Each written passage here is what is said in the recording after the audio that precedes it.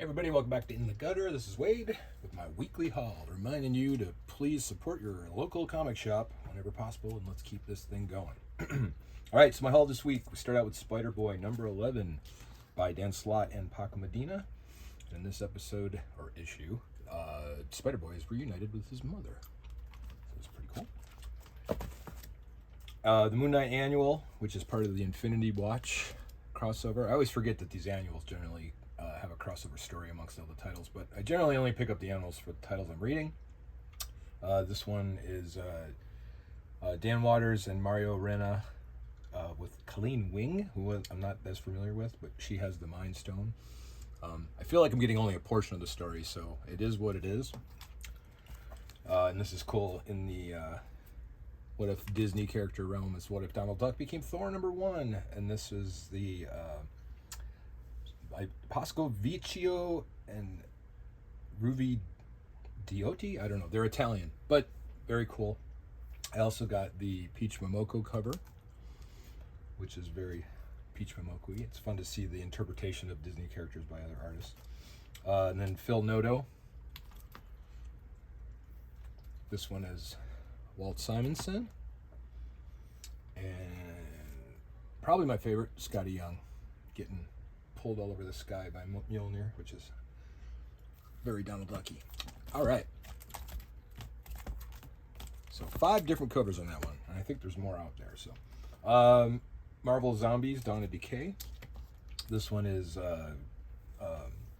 Thomas Krajewski, sorry, and Jason Muir. This is his Jason Muir cover. In sort of the Last of Us way, Groot starts a zombie apocalypse type situation by sneezing spores on Captain America. So there you go. Continuing with Neil Gaiman's Anansi Boys #3 with the David Mack cover.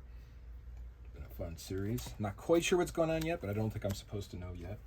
8th of 9th issue of Rick Remender and Andy Samberg, Joe Thurman's Holy Roller from Image Comics. Dark but good.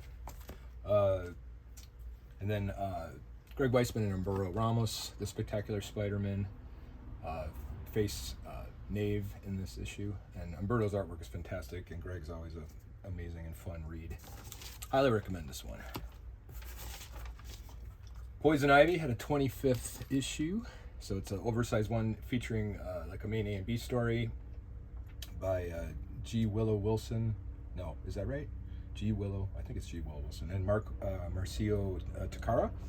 And there's also a bunch of short stories intermittent. And my favorite part about this issue is this Brian Boland variant cover. Just love Boland. I don't know that I've ever seen him do Ivy before, but this is really, really nice. John Romita Jr. cover, Daredevil #13, facing Kingpin. Very spiritual, sort of devil position. Some religious kind of stuff in this storyline. It's pretty interesting, by Saladin Ahmed and Chris Campagna artwork.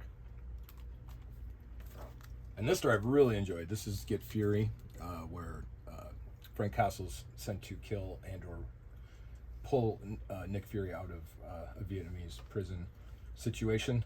Very Garth Ennis in his storytelling. Not for kids. Jason Burrows did the artwork interior, and this is a Dave Johnson cover. Anthology series Hello Darkness features yet another Garth Ennis story and a bunch of cool pinups, and kind of similar to the EC horror stuff, just little short horror stories from different artists and writers. And this is from Boom Studios. And then one of my favorites, as you know, the Ghost Machine universe is really good. Rook Exodus, Jeff Johns, Jason Favok artwork. Really great science fiction story, post-apocalyptic kind of stuff. But a take on it I've never seen before until this story. It's really good. And then Love and the Berserker. This is Keanu Reeves and Matt Kent's Berserker, The Lost Book of B. This is with a Genghis Khan story. So it's, and again, not for kids. Super violent, as always, but beautifully drawn.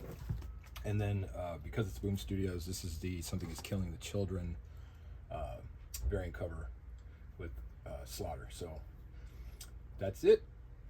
Enjoyed these very much. Kind of a medium-sized week, or maybe a medium to large-sized week, but it was a lot of good reads. So, all right. Hope I gave you some bangers to recommend, and we'll get more next week. And until then, keep your mind in the gutter.